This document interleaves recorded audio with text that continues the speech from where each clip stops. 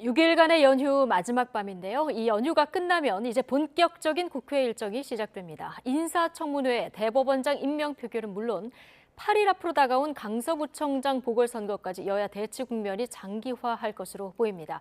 신성범 전 새누리당 의원 그리고 신경민 전 더불어민주당 의원 두 분과 함께 전국 이슈 짚어보겠습니다. 어서 오십시오. 네, 안녕하세요. 예, 안녕하십니까. 자, 황금 연휴 지난 이후에도 국회 곳곳에는 대치 전선이 형성돼 있습니다. 자, 국감도 열릴 거고요. 가장 먼저는 6일, 그러니까 오늘 금요일에 있을 본회의에서 이균용 대법원장 후보자 임명 동의안 표결이 있을 예정인데요. 지금까지 제기된 여러 의혹을 보셨을 때 크게 결격 사유가 있다고 보십니까?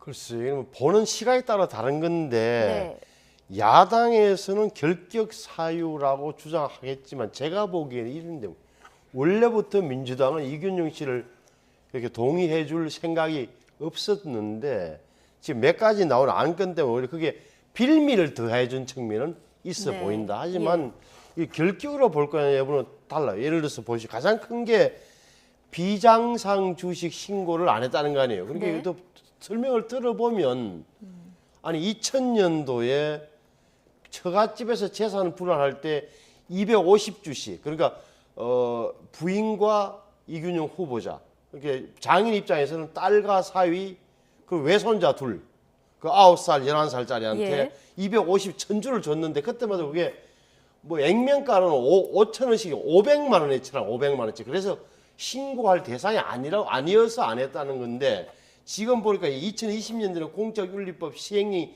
바뀌어서 등록 대상이 된다는 거예요. 그걸 몰랐다라고 하니 그 몰랐느냐 아니면 부주의했느냐 아니면 알고도 재산 등록을 일부러 안 한 거냐 빠뜨린 거 이런 문제만 남아 있는 것 같아요. 그런데 글쎄 이건 보는 시간에 따라 다르다. 다만 야당 입장에서는 원래 안 해줄 생각이었는데 안 해줄 수 있는 명분이 빌미를 제공한 측면을 보면 있어 보인다라고 하는 게 제 판단이에요. 예, 재산 신고 누락은 인정하고 다른 의혹은 이제 모두 반박한 상황인데 이 재산 신고 누락도 설명을 들어보면 좀 이해되는 측면이 있다는 말씀이신데요. 신경민 전 의원께서는 어떻게 보십니까? 그게 그렇게 되질 않아요. 예. 저도 재산 신고를 매년 해봤습니다만은 누락하기가 굉장히 어렵습니다. 그리고 이런 것들이 있으면 이제 카테고리별로 이건 어떻게 됩니까? 어떻게 됩니까? 기억에 날 수도 있고 물론 안 날 수도 있어요. 근데 이건 이제 점검을 하거든요. 점검을 하면 내가 기억하지 못하는 재산도 나타나게 돼 있습니다. 더군다나 이렇게 물어봅니다. 주식 있습니까? 있습니다. 혹시 비상장 있습니까? 있을 겁니다. 라고 하면 바로 체크를 하게 돼 있어요. 더군다나 이게 액수가 이게 무슨 몇 천만 원이 아니에요. 10억입니다. 누락할 수가 없습니다. 그러니까 이건 더군다나 대법원장을 하겠다는 사람이 법을 잘 몰랐습니다. 이건 얘기가 안 되는 걸 지금 이렇게 변명을 하는 거고요. 저는 이런 것도 이 개인적인 것도 문제가 있지만 더 큰 문제는 공적인 자질이라고 생각을 해요. 그러니까 이분이 지금 실력이 굉장히 뛰어난 거라고 그래서 지금 후보로 이렇게 추천이 된 건데 그래서 민사판례 연구회를 열심히 했다, 아주 우수했다 그러는데 이분이 내려온 그 사이에 성과 관련된 여러 가지 그 재판을 보면은 이건 실력의 문제가 아닌 것 같아요. 이분은 시대에 뒤떨어진 분이고요, 시대를 역행하는 분이고요. 더 큰 문제는 저는 이 상향평가라고 생각합니다. 상향평가를 받았는데 상향평가가 거의 꼴찌입니다. 그러니까 이분은 후배들로부터 전혀 존중받지 못하는, 존경받지 못하는 법관인 거예요. 그러니까 그런 점에서 봤을 때 자질과 자격이 매우 부족한 분이다라고 봅니다. 자, 대법원장은 과반 출석에 과반 그 표결이 이루어져야 동의를 얻어야 이제 대통령이 임명을 할 수 있는데 168석 민주당이 그렇다면 열수를 주고 있는 상황입니다. 오늘 아침에 홍익표 원내대표 라디오 인터뷰를 들어보니까 이런 인물 계속 보내면 부결이다 이렇게 언급을 했거든요. 아직 당론으로는 정하지 않은 것 같은데요. 내일 물론 의총회에서 토론을 하겠지만은요. 예. 일단 홍익표 원내대표도 그렇고요. 이 인사청문회에 간사를 했던 박용진 의원의 평가가 매우 부정적입니다. 일단 박용진 의원이 의총에서 평가를 얘기할 거예요. 근데 뭐 지금까지 공식적으로 나온 것들을 비슷하게 할 텐데 매우 부정적인 얘기를 할 수밖에 없거든요. 그렇게 따지면은 당론으로 정하느냐 안 정하느냐의 문제가 아닐 거예요. 예. 의원들에게 매우 부정적인 간사 보고가 있죠. 또 그 사이에 보도가 나온 게 굉장히 많이 쏟아져 나왔기 때문에 예. 이것을 본 의원들이 그거에다가 공식적으로 나오는 그 문건을 보고 판단을 할 텐데요. 이건 당론의 문제는 아니라고 봅니다. 그래서 6일 날 투표장에 들어가면은 표결을 할 때 예. 아마도 글쎄요, 이게 참 어려운 상황으로 점점 가고 있지 않나 보입니다. 예. 당론으로 정하지 않더라도 지금 말씀을 들어보면 부결될 가능성이 굉장히 큰 이런 상황인 것 같고요. 그런데 이제 임명이 이번에 부결이 되게 되면은요, 다시 또 지명을 하고 이런 절차를 거쳤을 때 빨라도 11월이나 돼야 새로운 대법원장이 이제 임명이 가능해지는 거고, 이 또한 또 부결이 되면 또 계속 공백이 생기는 거고, 대법원장 공백 사태가 계속되면 사법운영 차질에 곳곳이 차질에 빚어질 수밖에 없기 때문에 좀 역풍이 없을까 이런 우려를 가지시는 분들도 있더라고요. 당연히 역풍이 생겨죠. 왜 그래 예. 보십시오. 지금 김명수 대법원장이 그만둔 게 지난달 24일, 9월 24일이에요. 네. 지금은 정확하게 말하면 안철상 대법관이 대법원장 권한 대행을 하고 있어요. 지금까지 우리 9월 네. 24일 이후에. 그러면 자 만약에 민주당이 이균영 대법원장 후보자를 부결시킨다. 그러면은 앞으로 보십시오. 이게 전원 합의체가 안 되잖아요. 대법원장이었기 네. 때문에. 전원 합의체라는 것은 대법원장하고 대법관 13명이 14명이 모여서 중요한 사안에 대해서는 심리하고 판결을 내려야 된단 말이에요. 현재도 계류 중인 게 5개나 돼요. 그러니까 전원 합의체 구성이 안 된단 말이에요. 두 번째는 그럼 다른 대법관 후보자들을 지금 제청을 해야 되는데 내년 1월 1일 날 임기가 끝나는 걸 안철상 민윤숙 대법관이 임기가 끝나요. 네. 여기 후임 대법관의 임명 제청을 대법원장이 해야 되는데 못하는 사태가 올 수 있는 거죠. 이런 문제가 이어지고 그러다 보면 대법원의 심리 자체가 상고심이 연기되면 예. 당연하죠. 이게는 뭐 국민들 피해는 국민들이 볼 수밖에 없다는 측면을 분명히 야당도 알아야 돼요. 근데 예. 야당을 왜 저렇게 안 해주는 거냐, 안 해주려고 하는 거냐. 한마디로 하면 이균용 재판관의 성향이 너무 보수적이어서 마음에 들지 않는다는 취지란 말이에요. 예. 나머지는 다 그게 필미를 이균용 후보자가 부주의 때문에 준 거라는 측면을 좀 잊어서는 안 되고. 그래서 제가 보기에는 또 하나의 측면은 제 이거 개인적인 분석이기도 한데 예측이기도 한데 만약 이균영 대법원장이 들어와서 인사를 하게 되면 서울중앙지방법원의 형사합의부장들, 서울중앙지방법원의 영장전담판사들로 많이 바뀌게 될 거로. 그렇게 되면 지금 이재명 대표가 선거법 재판을 서울중앙지법 형사합의매부에서 하고 있다고요. 네. 이런 저는 여파도 고려하는 것 아니냐. 다시 말하면 재판부가 바뀌면 바로 빨리 재판을 진행해서 내년 4월 총선 이전에 1심의 선거법 재판 결과라도 내놓으면 엄청난 정치적 부담이 되는 건 아니냐. 이런까지 고려하고 있다고 저는 의심을 하고 있어요. 네, 이재명 대표의 재판 예. 이것과도 연결돼서 야당에서 우려하고 있다. 아니 야당에서 그것까지 고려하는 것 아니냐 말은 안 하지만 저는 그렇게 의심한다고. 알겠습니다. 어쨌든 6일 날 표결이 이루어지니까요. 결과가 어떻게 나오는지 좀 지켜보도록 하고. 자, 장관 후보자 인사청문회도 좀 난항이 예상됩니다. 특히 김행 후보자 같은 경우에는 뭐 청문회 자체가 열릴지도 불투명한 상황이에요.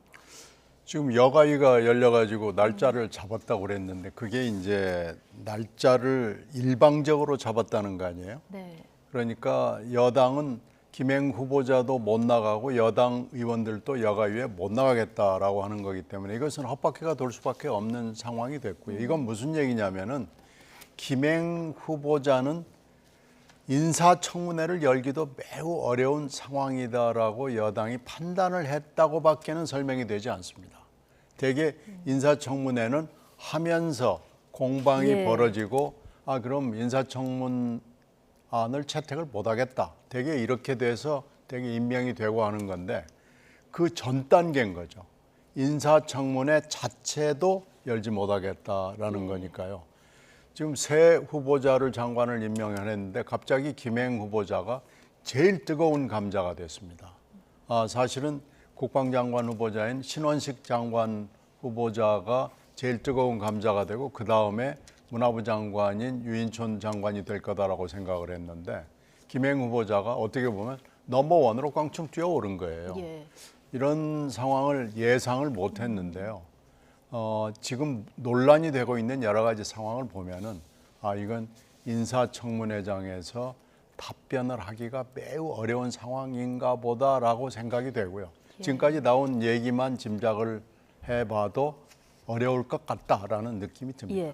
그러니까 의혹 보도가 계속 이어지면서 사실상 여당에서도 방어가 불가능하기 때문에 보이콧하겠다는 거 아니냐, 민주당에서 지금 이런 입장이거든요. 어떻게 보십니까? 글쎄요, 내부 사정은 잘 모릅니다만 간사에 지금 여성가족위원회, 여가위원회 구성을 해보니까 17명이에요. 17명. 근데 10대 6대 1이에요. 17명으로 구성된 여성가족위원회는 민주당 의원이 10명, 국민의힘 의원이 6명, 비교섭 단체가 1명이에요. 그러니까 다시 말하면 민주당이 10대 6이라는 숫자적 우위를 활용해서 10월 5일 날로 일정과 정인 모든 것을 다 단독으로 권인숙 위원장이 야당 의원들만 소집해서 처리를 해버린 거예요. 그럼 여기에 대해서 해석을 어차피 여당이 방어를 못하니까 보이콧하려는 거 아닌가 이렇게 해석할 수도 있지만 제가 보기에는 제가 만일에 지금 국힘의 여가위원이라 하더라도 네. 일방적으로 날짜도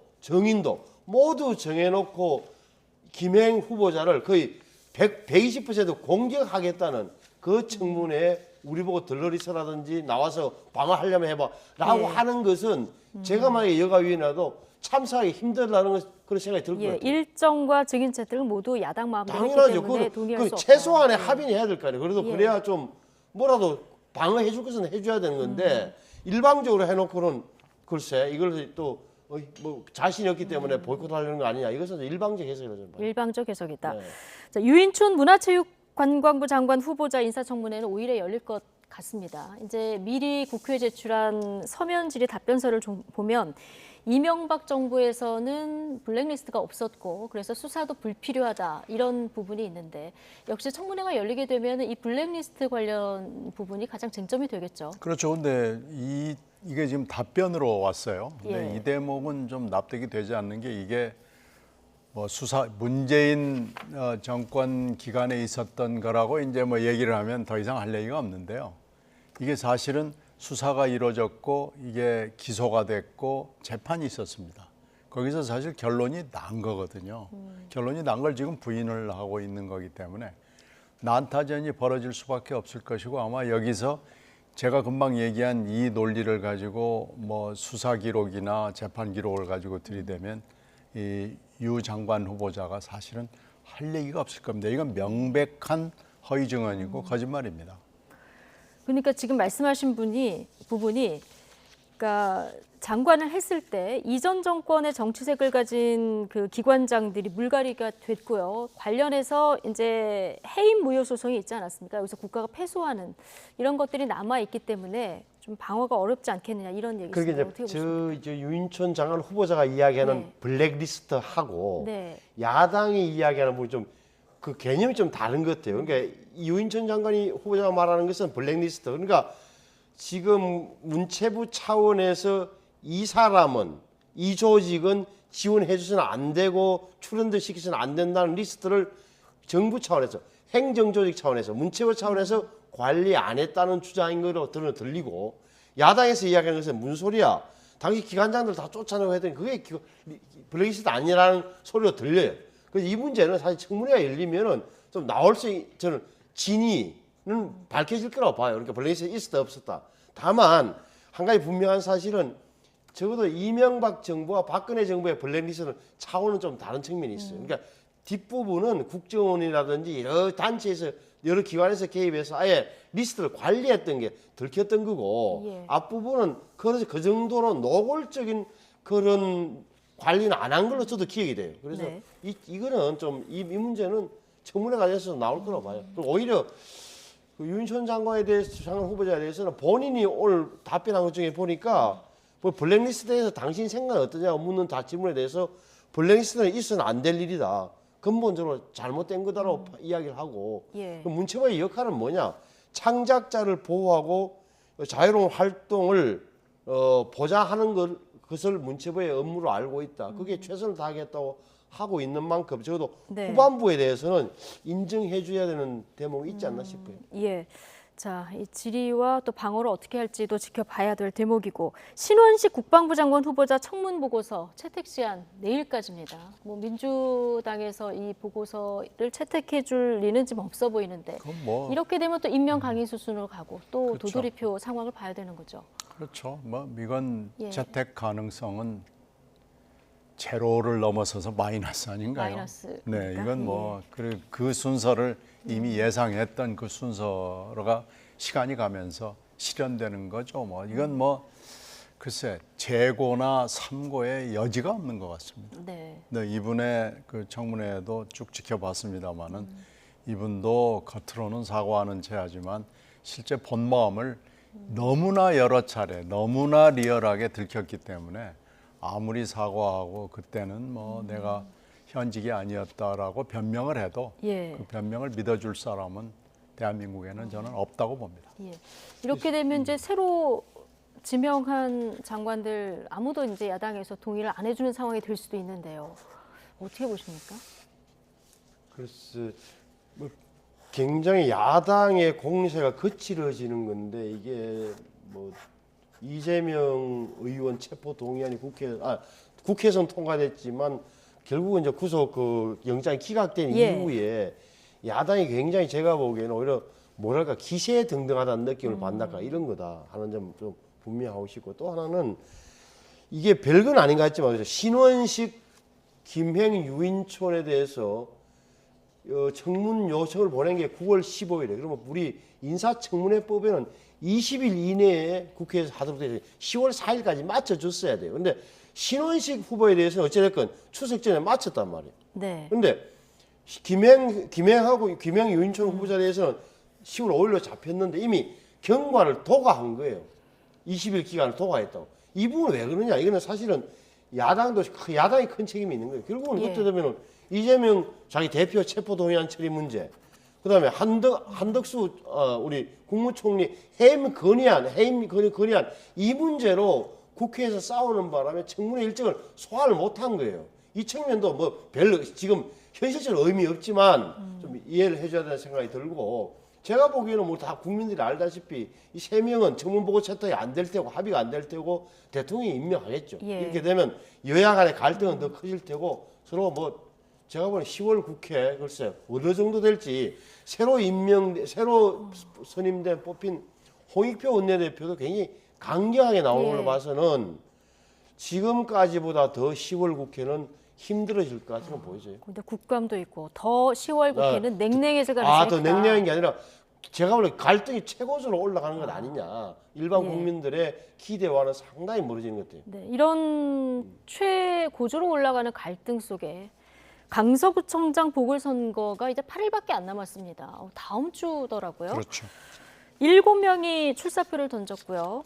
자, 모든 정당이 다 지금 총력전을 펼치고 있는 이런 상황인데 뭐 내년 총선의 전초전이다 이렇게 불릴 만큼 좀 상징성이 큰 딱 한 곳이지만 이런 측면이 있어요. 뭐 좀 크게 만든 건 사실은 윤 대통령 탓이 제일 크죠. 네.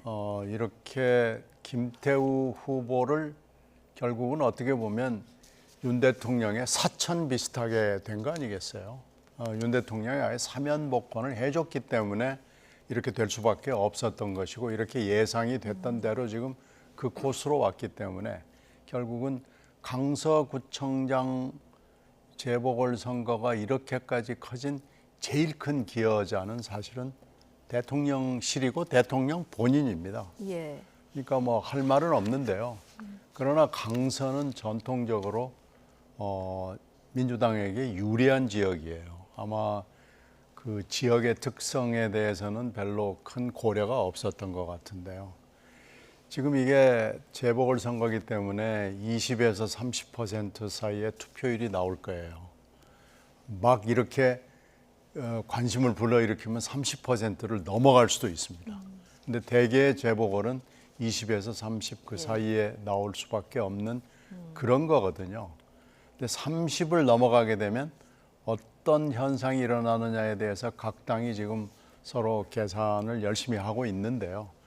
이렇게 되면은 30%가 넘어가는 재보궐선거다. 그러면은 이제 일단 이것은 전국적인 관심을 끌고 바로미터가 될 수밖에 없다라고 주장을 해도 할 말은 없습니다.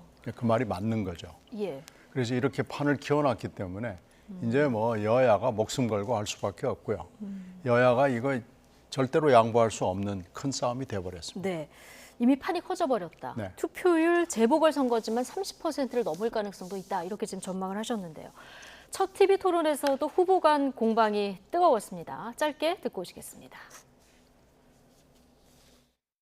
활동했다기보다는 이 이력을 민주당에서 갑작스럽게 마지막에 후보를 끼워 넣기 위해서 만들어준 것이 아닌가라는 강한 의심이 듭니다. 2017년도에 인사청탁의 문제라든지 또는 골프 접대 뭐 이런 것들로 인해서 사실상 청와대에 근무하다가 다시 검찰로 복귀를 했고 강서 구민들께는 대단히 죄송하다는 말씀을 드릴 수밖에 없습니다. 이렇게 편법과 변칙으로 같이 후보로 앉아있다는 것 자체가 대단히 이례적이기도 하고. 네. 자, 7명 중에서 3분만 먼저 그 토론회를 했고요. 그 장면 일부분 짧게 보고 오셨는데 아무래도 이 보궐선거 원인을 제공한 것은 이제 김태우 후보에게 좀 있고 그리고 민주당의 진교훈 후보는 또 정치 이력이 짧다 보니까 자격 논란을 어제 좀 많이 하더라고요. 그러니까 아마 이런 대목이 있는 것 같아요. 이게 이제 김태우 후보가 진교훈 후보를 공격한 대목이 당신 민주당의 후보가 13명이었는데 진교훈 후보를 전략공천 주기 위해서 당 경력을 급조해서 쉽게 말하면 명함을 파괴해 줬더라. 쉽게 하면 이거잖아요.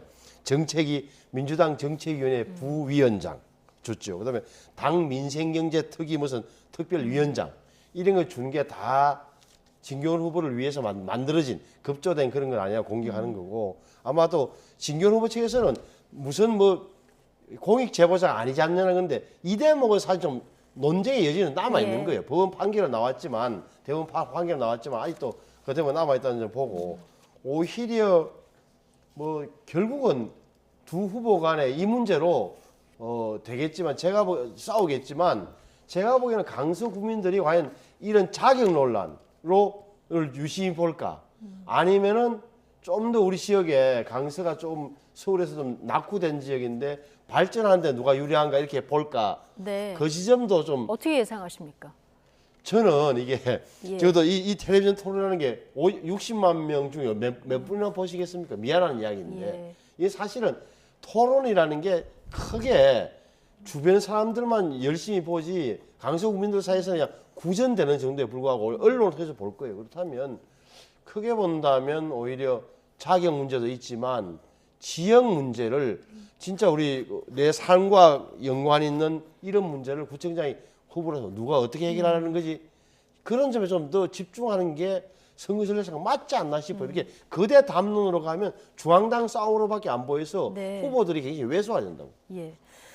자, 앞서 말씀하셨지만 김태우 후보는 윤석열 대통령이 이제 사면 복권해준 이른바 윤심 후보, 그래서 판을 키웠다 이렇게 말씀을 해주셨고요.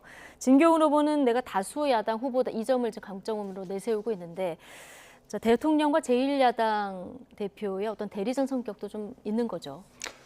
아마 이제 그 투표를 높이기 위해서 예. 투표하는 사람들을 막 끌어모을 텐데 이거 가지고 이제 붙이겠죠. 이거 가지고 사람들을 끌어모을 거고 지역 이슈를 가지고 또 불을 붙이고 뭐 이럴 텐데요.